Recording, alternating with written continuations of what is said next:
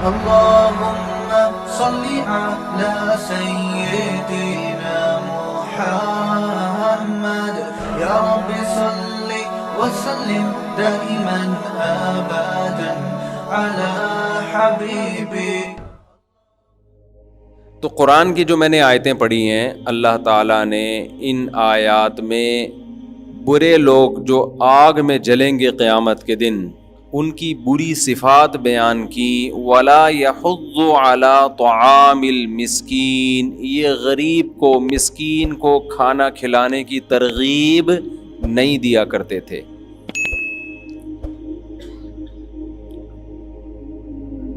تو انسانیت کا کتنا خیال ہے اسلام میں، اس پر تو ہم سب تقریریں کر لیتے ہیں. اسلام میں یہ خوبی ہے کہ وہ غریبوں کے حقوق بہت بیان کرتا ہے، لیکن بات یہ ہے کہ عمل کیا ہے، پریکٹیکلی عملاً ہم یہ کر رہے ہیں کہ نہیں کر رہے ہیں. قرآن نے اہل جہنم کی بار بار یہ صفت بیان کی ہے کہ وہ اللہ کی مخلوق کا خیال نہیں رکھتے، اور جنتیوں کی جہاں بھی صفت بیان کی وہاں یہ کہ وہ مخلوق پر خرچ کرتے ہیں. اس سے صاف پتہ چلتا ہے کہ کنجوس آدمی کے لیے جنت میں کوئی ٹھکانہ نہیں ہے. خوب سمجھ لیں. اب مسئلہ سارا یہ ہے کہ کنجوسی ختم کیسے ہو. اچھا، جو کنجوس ہوتا ہے نا وہ خود اپنے آپ کو کنجوس نہیں سمجھتا. یہ بڑا مسئلہ ہے. آپ جب بیمار ہیں، مریض ہیں، آپ اپنے آپ کو مریض ہی نہ سمجھیں تو آپ علاج کرائیں گے؟ ہیں بھائی؟ نہیں کرائیں گے نا. کنجوس اپنے آپ کو کنجوس سمجھتا ہی نہیں ہے تو وہ اپنی اصلاح کی فکر کیسے کرے گا؟ سوال پیدا ہوتا ہے کنجوس اپنے آپ کو کنجوس کیوں نہیں سمجھتا؟ میں نے یہ دعویٰ کر دیا، مفتی صاحب آپ کو کیسے پتا چلا کہ کنجوس اپنے آپ کو کنجوس نہیں سمجھتا؟ اصل میں کنجوس اپنے آپ کو کنجوس اس لیے نہیں سمجھتا کہ وہ ہے کنجوس. اگر وہ اپنے آپ کو کنجوس سمجھتا تو کنجوس تھوڑی ہوتا. وہ خرچ کرنے کو سمجھتا ہے، میں جو 1 روپے دے رہا ہوں یہ بہت دے رہا ہوں، تو وہ تو سخی سمجھتا ہے اپنے آپ کو. وہ یہ سمجھتا ہے کہ اگر میں نے اتنے سے پیسے بھی کہیں نکال دیے نا تو یہ اتنے سے آپ کو لگ رہے ہیں، یہ اتنے سے ہے نہیں، یہ کیا ہے؟ بہت بڑی رقم ہے. آج میں نے ایک غریب کو 5 روپے دیے، بھائی فاطم تائی کی قبر پہ لات مار دی. اور سخی بڑی بڑی رقمیں خرچ کر کے بھی شرمندگی کا احساس ہوتا ہے کہ یار اللہ نے دیا اتنا ہے، پتہ نہیں یہ قبول بھی ہوگا کہ نہیں ہوگا. جو میری ذمہ داری تھی میں نے پوری کی بھی ہے کہ نہیں کی ہے. وہ اتنا خرچ کر کے بھی سخی اپنے آپ کو کنجوس سمجھتا ہے، اور کنجوس تھوڑا خرچ کر کے بھی اپنے آپ کو سخی سمجھتا ہے. سمجھ رہے ہو؟ ایک شعر ہے نا، جان دی ہوئی اسی کی تھی. یعنی ہم نے اللہ کے راستے میں جان دے دی، کوئی بڑی بات نہیں ہے. یہ جان دی ہمیں کس نے تھی؟ اس اللہ نے دی تھی. تو حق تو یہ ہے کہ حق ادا نہ ہوا. یعنی حق بات یہ ہے کہ اللہ کا جو ہم پر حق تھا کہ ہم اللہ کی راہ میں جان دیں تو وہ حق ادا ہوا نہیں ہے، کیونکہ اللہ نے تو ہم سے ہماری جان مانگی تھی اور ہم نے اپنی جان کے بجائے وہی جان دے دی جو اللہ نے ہمیں بھیک میں دی تھی. تو کیا کون سا تیر مار لیا ہم نے؟ سمجھ میں آ رہی ہے بات کہ نہیں آ رہی؟ تو جو حقیقت میں سمجھتا ہے نا کہ یہ چیزیں گاڈ گفٹڈ ہیں، یہ جان جب بھی بتاتا ہوں مجھے وہ جان والا لطیفہ پتہ نہیں کیوں یاد آتا ہے، حالانکہ کئی بار سنا چکا ہوں. ایک ماں نے اپنے بیٹے سے پوچھا، بیٹا پتہ ہے تمہیں جان کیسے نکلتی ہے؟ اس نے کھڑکی سے نکلتی ہے. کھڑکی سے کیسے نکلتی ہے جان؟ کہتے ہیں امی جب آپ گھر پہ نہیں ہوتی نا، آنٹی گھر پہ آتی ہیں، تو اب جیسے ہی آپ آنے والی ہوتی ابو کہتے ہیں آنٹی سے جان کھڑکی سے نکل جاؤ. تو جان کہاں سے نکلتی ہے؟ کھڑکی سے نکلتی ہے. تو یہ جان دی اللہ نے. جب یہ احساس انسان کے دل میں بیٹھ جاتا ہے تو وہ جان دے کے بھی شرمندہ ہوتا ہے کہ اللہ کا جو ہم پہ حق تھا وہ ادا نہیں ہوا. یہ تو ویسے بھی وہ جب چاہتا, اگر آپ اللہ کے راستے میں شہید نہیں ہوتے تو کیا مرو گے نہیں؟ ٹرک کے نیچے آگے مر سکتا ہے آدمی, زلزلے میں ہلاک ہو سکتا ہے, کرونا میں ہلاک ہو سکتا ہے. 20 طریقے ہیں ہلاک ہونے کے. اللہ کا احسان کہ اللہ نے آپ کی جان لینے کے لیے شہادت کے رتبے پہ فائز کر دیا آپ کو. تو جو جان کے معاملے میں سخی ہوگا پوری جان لٹا کے بھی سمجھے گا کہ حق ادا نہیں ہوا. ایک صحابی تھے نا, میدان جنگ میں گرفتار ہو گئے تو ان کے بارے میں آرڈر ہوا, وہ جو پتہ نہیں فارس کا بادشاہ تھا وہ جلتی کڑھائی میں ڈال رہا تھا قیدیوں کو. تو یہ رونے لگے تو اس نے کہا کہ موت کے ڈر سے رو گئے. انہوں نے کہا موت کے ڈر سے نہیں, اللہ کی خاطر ایک ہی دفعہ قربانی دوں گا, کاش یہ بار بار دینے کا موقع ملتا, بار بار قربانی دینے کا موقع ملتا. ایک ہی جان ہے وہ دے دیں گے اللہ کو, اس میں کیا کون سی بڑی بات ہے. تو آپ بتاؤ, مال سے زیادہ قیمتی تو جان ہے انسان کی. جو سخی ہوتے ہیں وہ جان دے کے بھی سمجھتے ہیں کہ ہم نے کچھ نہیں دیا. تو جو مال کے لحاظ سے سخی ہوگا نا, وہ مال دے کے بھی سمجھتا ہے ہم نے کچھ نہیں دیا. وہ اپنے آپ کو کنجوس سمجھتا ہے. وہ کہتا ہے ساری دولت نعمت سب کچھ دیا اللہ نے, اور میری ضرورت تو 2 وقت کی روٹی ہے, سر چھپانے کے لیے چھپڑا چاہیے, باقی تو سارا اللہ کی دین ہے. تو میں نے کون سا تیر مار دیا؟ اور کمال کی بات یہ کہ اللہ کہتا ہے دو گے تو واپس بھی لوٹا دوں گا, میں برکت دے دوں گا اس میں. تبھی تو قرآن کہہ رہا ہے کہ فَلِأَنفُسِكُمْ, جو کچھ تم خرچ کر رہے ہو اپنے لیے کر رہے ہو, ہمارے لیے تھوڑی کر رہے ہو. اور کنجوس کیا کرتا ہے؟ کنجوس اس کو یہ احساس نہیں ہوتا کہ میں کنجوس ہوں, یہ بڑی ٹینشن ہے. اس کو پہلے یہ احساس دلانا پڑتا ہے, تو مان لے کہ تو 1 نمبر کا کنجوس ہے, پھر جا کے وہ علاج کرے گا. علاج ہم بعد میں بتائیں گے اس کو کہ تو علاج کرے گا کیا. پہلے اس کو یہ احساس تو ہو کہ میں کیا ہوں, کنجوس ہوں. اب ظاہر ہے کنجوس کی ڈیفینیشن فزکس کی اور کیمسٹری کی کتابوں میں پڑھائی نہیں جاتی. اسکولوں میں آج کل مسئلہ سارا ہی ہے, یونیورسٹیوں میں اسکولوں میں انسان تو بن نہیں رہے ہیں, انجینئر بن رہے ہیں, ڈاکٹر بن رہے ہیں, سائنٹسٹ بن رہے ہیں, کاروباری بن رہے ہیں, لیکن اچھے انسان, کیونکہ چیپٹر ہی نہیں ہے نا, اچھا بنانے کا کوئی چیپٹر ہی نہیں ہے.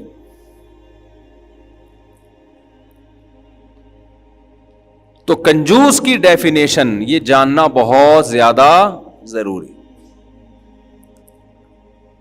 بعض چیزیں ایسی ہوتی ہیں ان کو ڈیفائن کریں گے تو پیچیدہ ہو جائیں گی, ان کی طرف اشارہ کریں گے نا کہ یہ ہوتا ہے تو سمجھ میں آ جائے گا. اس کو بولتے ہیں کنجوس.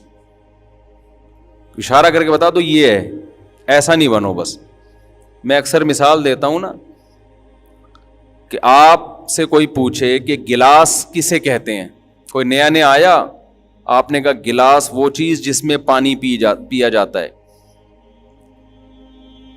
یا پانی رکھا جاتا ہے. وہ جگ سمجھے گا, کبھی لوٹا سمجھے گا, کبھی بالٹی سمجھے گا, بہت دیر لگے گی. بہتر ہے اس کو بتا دو اس کو بولتے ہیں, یہ اٹ از کالڈ گلاس. بعض دفعہ کسی چیز کی ڈیفینیشن بیان کرنے سے اور الجھن پیدا ہو جاتی ہے. کوئی پوچھے کوا کسے کہتے ہیں, اب آپ بتاؤ ایک ایسی چونچ اور کالا رنگ, تو ایسے تو بہت سارے پرندے ہیں بھائی, اس کو کوا بولتے ہیں. یہ جو نظر آ رہا ہے نا کہیں منڈیر پہ بیٹھا ہو, اٹ از کوا, دس از کوا. تو کنجوس کی ڈیفینیشن میں بیان کروں گا تو لمبی ہو جائے گی, اس کو سمجھنے کے لیے ایک لطیفہ آپ سن لیں, انشاءاللہ کنجوس آپ کی سمجھ میں آ جائے گا. وہ ایک آدمی جو تھا نا کنجوس تھا, اپنے بچوں کے لیے دیسی گھی لے کر آیا. اس کا خیال یہ تھا کہ میں نے آج حاتم طائی کی قبر پہ لات مار دی, آج بچوں کو کیا کھلا رہا ہوں, دیسی گھی. وہ تو اپنے آپ کو سمجھے گا نا, بہت سخی ہوں بھائی, لوگ ڈالڈا کھلاتے ہیں, میں کیا کھلا رہا ہوں, دیسی گھی. بچوں سے کہا کہ دیکھو گھی کے ڈبے کے باہر چکناہٹ ہوتی ہے نا، تو پہلے روٹی اس ڈبے سے لگا لگا کے کھاؤ، جب یہ اچھی طرح ختم ہو جائے گا نا تو پھر ہم ڈبہ کھولیں گے۔ اب کیا ہوا ہے کہ جی بچے بھی بیچارے کنجوس کے بچے تھے، تھوڑی غیرت ہوتی، کہتے ابا ہم کھا ہی نہیں رہے، یہ آپ وراثت میں چھوڑ کے جانا، وراثت میں ڈیوائڈ کر لیں گے ہم اس کو، یہ آپ کی ایک یادگار رہے گی۔ لیکن وہ بھی ایسے ہی تھے، انہوں نے بھی شروع کر دیا۔ اب جب یہ سفر پہ گیا ہے تو اس کو خیال ہوا کہ ایسا نہ ہو بچے ڈبہ کھول کے کھا جائیں، اس نے الماری میں رکھ دیا اور تالا لگا کے چلا گیا۔ کچھ دنوں کے بعد واپس آیا، بچوں سے پوچھا کہ بھائی تم نے گھی کھایا تو نہیں؟ کہتے ہیں ابو ہم الماری سے روٹی لگا لگا کے کھاتے تھے۔ ایک تھپڑ لگایا، کم بختوں کچھ دن گھی کے بغیر گزارا نہیں کر سکتے۔ اٹ از کالڈ، بولو اسے کیا کہتے ہیں؟ کنجوس کہتے ہیں۔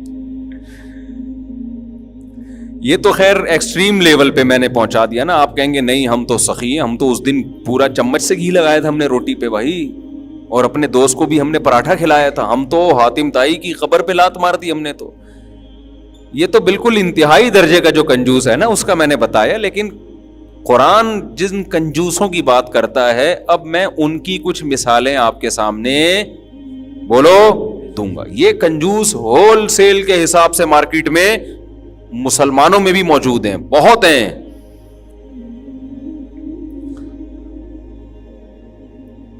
وہ کنجوس ہیں جو اپنا واجب حق بھی ادا نہیں کر رہے، مال کا جو واجب حق ہے نا آپ کے اوپر،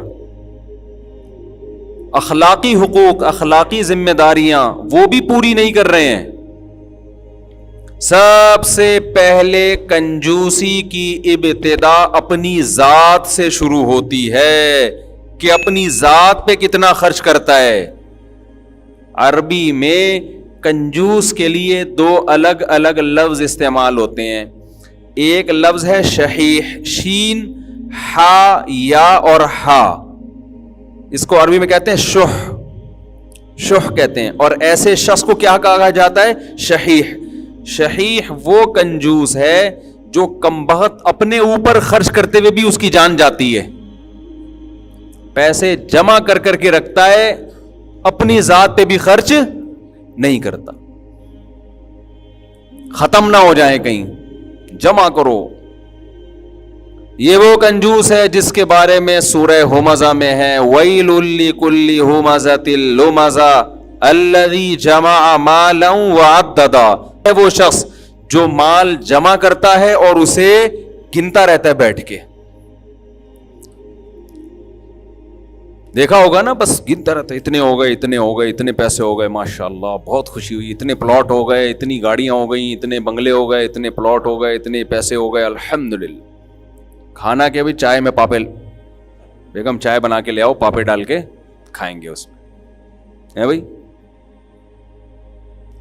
خود بھی نہیں تسلی سے کھاتا، نہیں کوئی ضرورت نہیں، کہہ رہے کبھی اچھا بھی کھا لیا کرو یار، ٹھیک ہے نا، کبھی اچھا بھی کھا لیا کرو، منگوا لیتا ہوں۔ آج ہم نے بہت سے لوگوں کو دیکھا ہے کہ وہ اپنی ذات پہ بھی خرچ نہیں کر رہے ہوتے۔ دیکھو پیغمبر صلی اللہ علیہ وسلم کو جو اللہ نے دنیا میں بھیجا نا، قرآن بار بار کیا کہتا ہے وَيُعَلِّمُهُمُ الْكِتَابَ وَيُزَكِّيهِمْ، نبی قرآن ان کو سکھائیں گے بھی اور نبی ان کا تزکیہ بھی کریں گے، یعنی قرآن ان سے اخلاقی برائیاں جو نکالے گا نا، وہ قرآن ڈائریکٹ یہ کام نہیں کرے گا، بلکہ یہ کس کے ذریعے کرے گا؟ پیغمبر کے ذریعے، یعنی پیغمبر کے ساتھ رہیں گے تو ان کو پتہ چلے گا سخاوت کیا ہوتی ہے اور کنجوسی۔ پھر تابعین نے جو یہ اخلاقی برائیاں سے بچے ہیں، یہ صحابہ کے ساتھ رہنے کی وجہ سے۔ کچھ چیزیں کتابوں سے سمجھ میں نہیں آتی، ایسے لوگوں میں رہنا پڑتا ہے، رہنے کے بعد سمجھ میں آتی ہیں کہ اچھا اٹ از کالڈ کنجوسی اور اٹ از کالڈ سخاوت۔ اگر آپ کنجوسوں میں رہتے ہو، آپ کا خاندانی مسئلہ ہے، تو آپ کنجوس ہوگے، 99% چانس ہے کہ آپ کیا ہوگے؟ کنجوس، اور آپ اس کو سخاوت سمجھ رہے ہوگے۔ قومیں مشہور ہیں نا کنجوسی میں، یہ قوم بڑی سخی ہوتی ہے، یہ قوم بڑی کنجوس ہوتی ہے. کیوں مشہور ہیں؟ یہ حقیقت ہے. بعض قومیں سخی ہیں، بعض قومیں کیا ہیں؟ کنجوس ہیں. کیوں؟ پوری قوم کیسے کنجوس ہو گئی؟ بھائی قوم کنجوس تھی، اس نسل میں جو بچہ پیدا ہوا اس نے اپنے چاچے مامے تائے سب کو اسی طرح دیکھا تو وہ بھی ویسا ہی ہو گیا. حالانکہ سخاوت پر اس نے بیان سنے ہوں گے، سخاوت کی تعریفیں سنی ہوں گی، لیکن انسان اپنے باپ کو، اپنی ماں کو، اپنی خالہ چاچے مامے سارے کلچر کو دیکھتا ہے، جیسا نظر آتا ہے انسان بھی آہستہ آہستہ ویسا. وہ سمجھتا ہے یہی ٹھیک ہے. اخلاقی برائیاں اپنے اندر سے ختم کرنے کا سب سے بہترین طریقہ یہ کہ کلچر کی گرفت سے نکلو باہر. اہل اللہ کی جو صحبت کہا جاتا ہے نا، اللہ والوں کے ساتھ رہا کرو، اللہ والوں کے ساتھ بیٹھا کرو. پہلے تو لوگ 40 دن گزارتے تھے کسی بزرگ کی صحبت میں کہ حضرت 40 دن ہم آپ کے ساتھ رہیں گے، وہاں سے سیکھتے تھے. اب یہ سیٹ اپ ہی ختم ہو گیا ہے. پہلے جو ہے نا، اب تو الٹا بہت سے مشائخ الحمدللہ آج بھی اللہ والے ہیں، لیکن اس فیلڈ میں بھی 2 نمبری اتنی ہو گئی ہے کہ جس کے پاس جائیں گے وہ خود سب سے بڑا لالچی ہوگا، وہ مریدوں کی جیبوں پہ نظر ڈال کے بیٹھا ہوا ہوگا. تو صحابہ نے سب سے پہلے پیغمبر صلی اللہ علیہ وسلم کو دیکھا. سخاوت کا دریا ہیں آپ. دیکھو لوگ ہمیں کہتے ہیں یار ہماری بیوی کنجوس ہے، کھلاتی نہیں ہے، خرچ نہیں کرتی، پیسے دبا دبا کے رکھے ہوئے ہیں اس نے.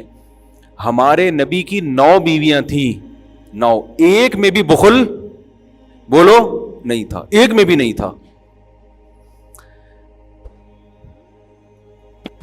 آج کل آپ راشن کے جو خرچہ اگر گھر والوں کو دو نا، 2 طریقے سے گھر چلایا جاتا ہے. ایک تو یہ کہ آپ سارا خرچہ اپنے ہاتھ میں رکھو، بیگم آپ کو بنا کے اتنے آلو، اتنے ٹماٹر، اتنے پودینہ، اتنی چٹنی، یہ سب چیزیں نا آپ لا کے دیتے رہو، جیسے کہ نارمل گھروں میں یہی چل رہا ہوتا ہے. اور پھر آپ وہ سودا، وہ جو بل بنا ہے وہ دے دیا کرو. ایک طریقہ تو یہ ہے نا. ایک طریقہ بعض لوگوں میں یہ ہے کہ بھائی بیگم کو ایک اسپیسیفک ایک اماؤنٹ پکڑا دیتے ہیں. بیگم صاحبہ یہ گھر کا خرچہ ہے، گیس بجلی کا بل میں دوں گا، گھر کا خرچے کے یہ اسپیشل پیسے ہیں، اسی میں کرنا ہے جتنا کرنا ہے. عام طور پر اس دوسرے طریقے میں فائدہ یہ ہوتا ہے کہ خواتین بچا لیتی ہیں پیسے. سمجھ میں آ رہی ہے بات؟ وہ کیا کر لیتی ہیں؟ بچا لیتی ہیں. آپ نے 30,000 40,000 50,000 1 لاکھ جو بھی جس کا اسٹینڈرڈ ہے اس کے حساب سے آپ نے بیگم کو پیسے پکڑا دیے، جی یہ کیش 1 تاریخ کو آپ لے لو، گیس بجلی کا بل میں دوں گا، بچوں کی فیسیں میں دوں گا، الو کا پٹھا چونکہ میں ہوں، سارے کام کون کرے گا؟ میں کروں گا. گھر میں تو چلتی الو کا پٹھا اس لیے نہیں کہہ رہا کہ سارے خرچے چلتی، سارے خرچے کم وقت اٹھاتا ہے، چلتی پھر بھی نہیں ہے. چلے نا گھر میں تو آدمی کیا یار اس سے ڈبل خرچہ کر لیں گے. مسئلہ سارا مصیبت یہ ہے ہماری عورتوں نے آدھا کلچر انگریزوں کا لے لیا کہ وہاں عورتیں باپ بنی ہوئی ہیں. وہاں کوئی گورا اپنی بیوی سے کہتا ہے چائے بناؤ، وہ تھوڑی بنائے گی چائے، کہ چلو بھائی تو اپنی چائے پی میں اپنی، وہ تھوڑی مانتی ہے. وہ تو پرس لٹکا کے جا رہی ہے یورپ گھومنے کے لیے امریکہ سے، کچھ نہیں کہہ سکتا وہ، اس کو لا ہی نہیں ہے. تو ہماری جو خواتین ہیں وہ یہ والا کلچر کہاں سے لے رہی ہیں؟ یورپ سے. اور خرچے والا کلچر اسلام کا لیا ہوا ہے انہوں نے. خرچے سارے میاں اٹھائے گا. میں کہتا ہوں جب یورپ اور امریکہ کو فالو کرنا ہے تو وہاں شوہر کی بیوی پہ چلتی نہیں ہے، کوئی اطاعت فرما برداری کچھ بھی نہیں ہے، لیکن شوہر کے ذمہ خرچہ بھی نہیں ہے، وہ اپنا یہ اپنا. تو اس لیے الو کے پٹھا ہی ہو گیا نا پھر چلے گی کچھ بھی نہیں. بات کیا کرتی الو کا پٹھا کہاں سے آیا ہے؟ ہاں تو کچھ لوگ یہ کرتے ہیں کہ بھائی گیس کا بل میں دوں گا، بجلی کا بل میں دوں گا، مکان کا کرایہ وہ تو جتنا بھی آئے گا میں دوں گا، بچوں کے اسکولیں میں، لیکن جو آلو پیاز ٹماٹر کا خرچہ ہے اب ایک ہی دفعہ 1 تاریخ کو مجھ سے لے لیا کرو. یہ آپ تجربہ کر کے دیکھیں. اس میں فائدہ یہ ہوتا ہے کہ خواتین آٹومیٹیکلی گھر کا خرچہ بچا لیتی ہیں. آپ خود کر رہے ہوں گے تو بڑھتا چلا جائے گا، پورا ہی نہیں ہوتا. اور اگر اماؤنٹ پکڑا دیں گے بھائی اسی میں پورا کرنا ہے تو اس کا فائدہ یہ ہوتا ہے کہ خواتین پھر قناعت سے وہ پیسے بچ جاتے ہیں. بچنے کے بعد کیا کرتی ہیں؟ یہ بچانا غلط نہیں ہے، یہ تو کفایت شعار ہونے کی علامت ہے کہ سارے آلو پیاز ٹماٹر میں نہ اڑاؤ بھائی، کچھ اور بھی دنیا میں غم ہے. بچا کے کیا کرتی ہیں اپنے, کوئی شاپنگ کر لیں گی, کچھ بھی کر لیں گی, کمیٹی ڈال دیں گی. لیکن امہات المومنین کا معاملہ بالکل اس سے الٹ تھا. نبی صلی اللہ علیہ وسلم 1 سال کا راشن ڈلوا دیتے تھے, 1 سال کا. اب ہونا تو یہ چاہیے تھا کہ وہ تھوڑا تھوڑا استعمال کر کے بچا لیتی اور جو بچ جاتا وہ بیچ دیتی, ایسا ہی ہونا چاہیے تھا نا بھائی. اس زمانے میں کرنسی کا زیادہ رواج نہیں تھا, خشک راشن یہ زیادہ اسٹور ہوتا تھا. لیکن امہات المومنین کا معاملہ ایسا تھا کہ نبی صلی اللہ علیہ وسلم نے راشن ڈلوایا اور فقیروں کی لائن لگ گئی اور یہ بانٹنا شروع. حضرت عمر غضبناک ہو جاتے تھے. جب حضرت عمر کا دور خلافت آیا نا, وہ مال غنیمت میں سے انہوں نے حصہ رکھا ہوا تھا کہ امہات المومنین جو نبی کی زوجات ہیں بھائی ان کا ہم نے خیال کرنا ہے. ایسی سخاوت. مشہور واقعہ ہے نا, حضرت اسما رضی اللہ تعالی عنہا کے بھانجے تھے. حضرت عائشہ رضی اللہ تعالی عنہا کے بھانجے عبداللہ بن زبیر. انہوں نے کیا کیا, جب دیکھا کہ حضرت عائشہ کو کوئی بھی ہم چیز دیتے ہیں, راشن دیتے ہیں, وہ تو خیال کر رہے تھے نا کہ ہماری خالہ ہیں تو یعنی ان کو کچھ اماؤنٹ ہونا چاہیے ان کے پاس تاکہ زندگی آرام سے گزرے. وہ کیا کرتے کہ جب ان کو کچھ بھی حضرت عائشہ کے پاس آتا, وہ صبح آیا ہے تو شام ہونے سے پہلے پہلے سب صدقہ. ان کو غصہ آ گیا, کہا کہ اللہ کی قسم میں ان کے ہاتھ روکوں گا. حضرت عائشہ کو اتنا غصہ آیا کہ تو کون ہوتا ہے بھائی مجھے سخاوت سے روکنے والا. بھائی کیسے سخی لوگ تھے یار, کیسے سخی لوگ تھے. اور بات کرنا چھوڑ دی ان سے. بھائی یہ کون ہوتا ہے مجھ پہ پابندی لگانے والا کہ اتنا خرچ کرو, وہ اتنا نہیں کرو. خیر پھر وہ ان سے قسم توڑوائی گئی. جب قسم حضرت عائشہ نے توڑی ہے نا اور بات چیت شروع کی ہے تو پھر اس قسم کے کفارے میں شریعت کہتی ہے 10 غریبوں کو 2 ٹائم کا کھانا اور 1 غلام آزاد. حضرت عائشہ غلام خرید کے ساری زندگی آزاد کرتی رہی ہیں. ایک نہیں, ہم اللہ کے نام کی قسم کھائی تھی وہ توڑ دی ہم نے, تو وہ زندگی بھر باندیاں آزاد کرتی رہی ہیں خرید. تو یہ موٹیویشن ان کو پتہ ہے کہاں سے ملی تھی؟ نبی کے زبانی ترغیبات سے نہیں. انہوں نے نبی صلی اللہ علیہ وسلم کو اس سے بھی زیادہ سخاوت میں دیکھا تھا, اس سے بھی زیادہ پیغمبر کو دیکھا تھا انہوں نے.